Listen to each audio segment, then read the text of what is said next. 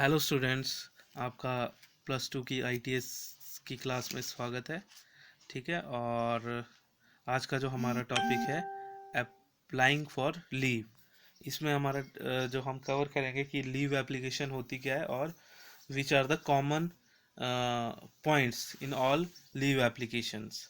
ठीक है कि जो लीव एप्लीकेशंस होती हैं, सभी जो लीव एप्लीकेशंस, उनमें सामान्य बिंदु कौन कौन से जो सब में कॉमन है। ठीक है। तो सबसे पहले हम बात करते हैं कि what is a leave application. An leave application an application for leave is a common employment email letter return typed in all organization. सभी ऑर्गेनाइजेशन में एप्लीकेशन, लीव की एप्लीकेशन क्या है, छुट्टी के लिए आवेदन क्या है, कॉमन एम्प्लॉयमेंट एक रोजगार का ईमेल है या लेटर रिटर्न है, जो भी एम्प्लॉय है वहाँ का, वो क्या उसकी एप्लीकेशन है। ठीक है। जैसे हम अगर स्कूल में एप्लीकेशन दे रहे हैं तो वो भी एक ऑर्गेनाइजेशन को हम एप्लीकेशन दे रहे हैं। ठीक है। रिटर्न में दे रहे हैं लेटर रिटर्न जो होता है हमारा। ठीक है। ईमेल से भी हम दे सकते हैं। ठीक है जी। अच्छा, तो some points in common about all applications are. ठीक है। सभी लीव एप्लीकेशन के बारे में कुछ बातें जो सामान्य हैं उनके बारे में डिस्कस कर लेते हैं। सबसे पहली जो बात है हमारी, an employee should make it a point to draft a leave application before going on a leave long leave. एक कर्मचारी को, एन एम्प्लॉय शुड को, लंबी छुट्टी पर जाने से पहले छुट्टी आवेदन का मसौदा तैयार करने के लिए एक बिंदु बनाना चाहिए। ठीक है। बिंदु मतलब कि एक एक रीज़न उसके पास होना चाहिए। छुट्टी पे जा रहा है तो उसके पास रीज़न भी ऑब्वियसली होगा ही। ठीक है। तो वो तैयार करना पड़ेगा उसको। फिर उसके बाद this helps the management in handing over responsibilities to another employee for the specific duration. यह स्पेसिफाइड ड्यूरेशन के लिए निर्दिष्ट अवधि होती है। स्पेसिफाइड ड्यूरेशन के लिए प्रबंधन को किसी अन्य कर्मचारी को सौंपने में मदद करता है। जो उसका काम था, उसको, उसकी जो जिम्मेदारियां थी, उसको किसी और व्यक्ति, कर्मचारी को सौंपने में मदद करता है। ठीक है जी। ओके। फिर दूसरा पॉइंट आता है, the application emails letters help in maintaining the leave record of the employee. जो एप्लीकेशन, ये ईमेल पत्र जो भी वो भेज देता है, एप्लीकेशन जिसकी भी लीव एप्लीकेशन जिस माध्यम से भी वो देता है, कर्मचारी के अवकाश के रिकॉर्ड को बनाए रखने में मदद करते हैं। ठीक है जी। फिर तीसरा पॉइंट है हमारा, the application is written to inform the superior about the employee's non availability in the organisation for a specific period. एक विशिष्ट अवधि के लिए संगठन में कर्मचारी की गैर उपलब्धता के बारे में श्रेष्ठ, श्रेष्ठ मतलब जो बॉस होगा या मतलब सुपीरियर जो होगा, श्रेष्ठ को सूचित करने के लिए आवेदन लिखा जाता है। ठीक है। अगर मेरा कोई बॉस है तो मैं उसको, जिसके अंडर में काम कर रहा हूँ, तो उसको मैं एप्लीकेशन लिखूंगा। ठीक है। उसको पता होगा कि मैं कितने टाइम के लिए गैर उपलब्ध रहूंगा या absent रहूंगा। ठीक है। absent रहूंगा। ठीक है। फिर आता है हमारे पास point number 4। The letter is written in formal language and format specified by the organization. ठीक है। पत्र औपचारिक भाषा में और संगठन द्वारा निर्दिष्ट प्रारूप में लिखा जाता है। जो भी फॉर्मेट एक ऑर्गेनाइजेशन एप्लीकेशन के का कोई फॉर्मेट होगा तो उसी फॉर्मेट में क्या होगा, एप्लीकेशन जो है वो लिखी जाएगी। और जो लिखने की, जो राइटिंग में जो लैंग्वेज यूज होगी वो कौन सी होगी, औपचारिक भाषा। ठीक है। अच्छा जी। फिर आता है हमारे पास, the reason of leave and period of absent is clearly specified in the letter. पत्र में छुट्टी और अनुपस्थिति की अवधि स्पष्ट रूप से निर्दिष्ट होती है। ठीक है जी। रीजन क्या है उसके पीछे, छुट्टी के पीछे क्या कारण, छुट्टी का कारण और अनुपस्थिति की अवधि स्पष्ट रूप से निर्दिष्ट होती है। ठीक है जी। फिर उसके बाद आता है हमारे पास, the application email letter is short and precise. ठीक है। पत्र ईमेल में केवल न एप्लीकेशन क्या होनी चाहिए application email letter is short and precise, application छोटी और क्या होनी चाहिए, सटीक होनी चाहिए। ओके, फिर हमारे पास नेक्स्ट आता है only the relevant information features in the letter email, पत्र मेल में केवल प्रासंगिक जानकारी होनी चाहिए, ठीक है जी। और फिर होती है या फिर होनी चाहिए the application should convey N assurance to the employer that all the pending work will be completed once the employee returns from leave। ठीक है, आवेदन में जो एप्लीकेशन है उसमें क्या होना चाहिए, एम्प्लॉयर को एक आश्वासन देना चाहिए कि कर्मचारी के अवकाश से लौटने के बाद सभी लंबित कार्य पूरे हो जाएंगे। ठीक है, ये तो थे जो some points in common about all leave applications. ठीक है, तो इसने कुछ एग्जांपल्स बच्चों नीचे दिए हैं आपके पास, मैंने ये पीडीएफ भेजा भी है, इसमें आप देख भी सकते हैं।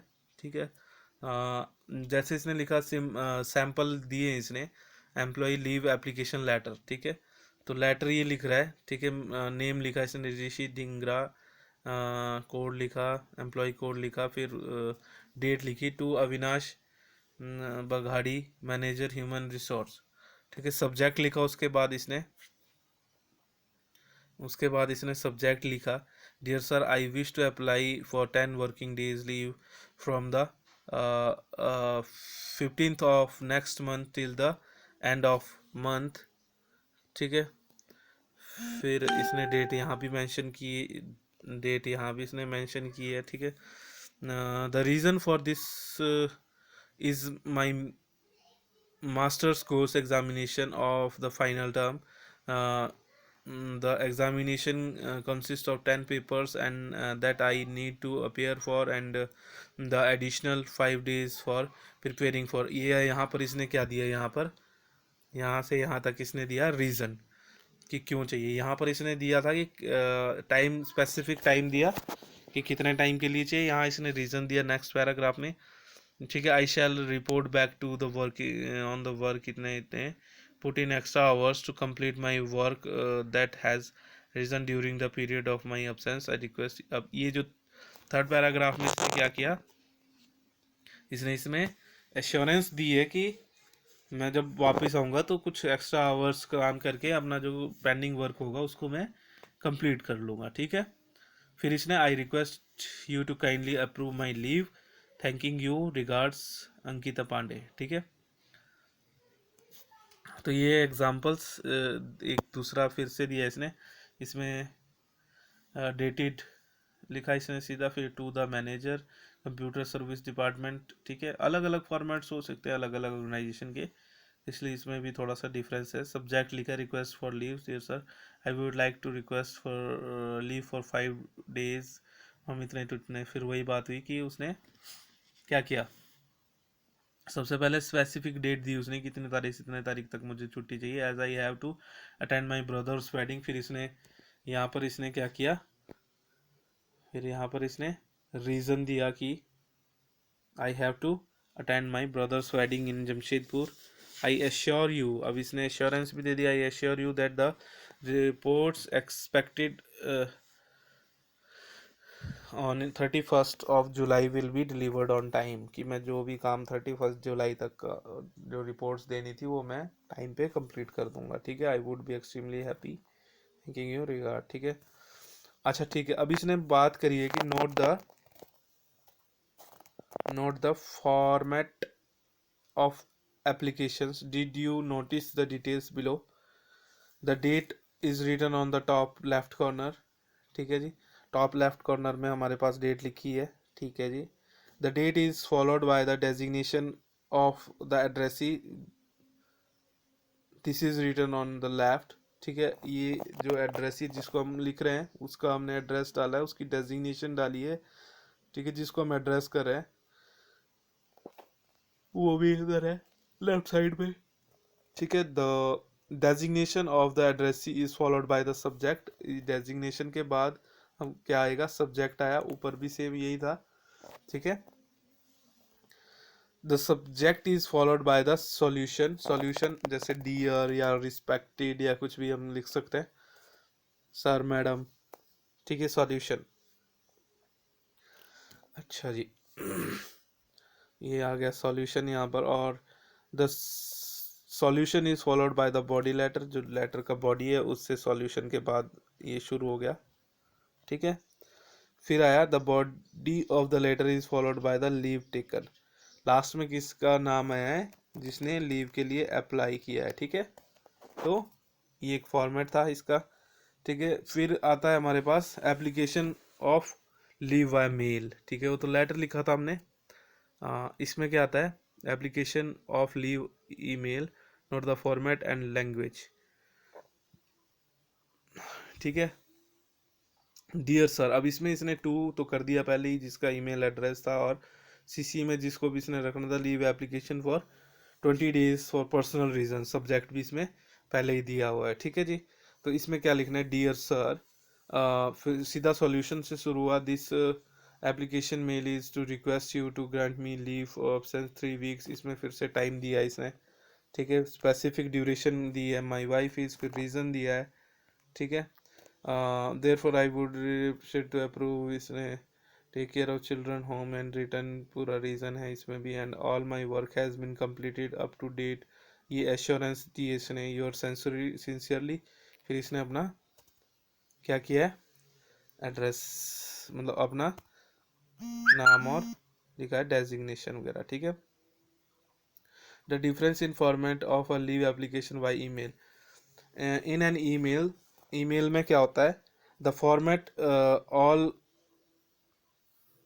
ठीक है, the in an email the format all sections within the letter are aligned to the left, the paragraph too should start from the left, all sentences to start should start from the margin of the letter or email,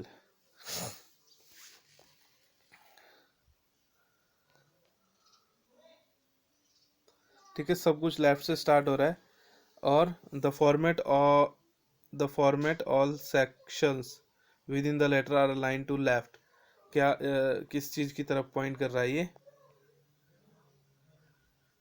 यहाँ पर क्या था, यहाँ पर subject जो था हमारा, वो क्या हुआ था, सब्जेक्ट यहाँ पर सेंट्रल लाइंड भी था, ठीक है, लेटर में हम ऐसा कर सकते हैं, ठीक है, बट हम ईमेल में ऐसा नहीं कर सकते, क्योंकि ये तो सब्जेक्ट तो ऊपर ही है, सीधा ही पहले ही लीव एप्लीकेशन फॉर इतने दिन है, ठीक है जी। अच्छा, फिर आता है फॉर एग्जांपल रिसिपिएंट्स एड्रेस टू, ठीक है, ये दिया इसने यहाँ पर, the reporting managers personal and email address, subject leave application, in this section you may or may not mention the reason of the leave in the subject line itself, subject में हमें reason लिखने की ज़रूरत नहीं है कि कितना किस चीज़ के लिए हमें छुट्टी चाहिए। For instance, if it is for personal reason, it is better not to write it on the subject line, ये अच्छा नहीं रहेगा अगर हम इसको सब्जेक्ट लाइन में लिखें। In case in case it is for some general reason such as examination, then you may, जब हम कुछ अगर ऐसा रीज़न हो जैसे एग्जामिनेशन या कोई इम्पोर्टेंट अगर रीज़न हो तो हम उसको लिख सकते हैं। Body of the email start with an addressee name, ठीक है, start with the addressee name या name, designation, department, ETC in the first line, ठीक है। Example introduction of email, one is supposed to write that he or she wishes to apply for leave. Next follows the date and number of working days, ठीक है जी। Then in the second paragraph, one can cite the reason of for applying for leaves, then request them to accept and approve the leaves, ठीक है जी। उसके बाद आता है in content of this letter,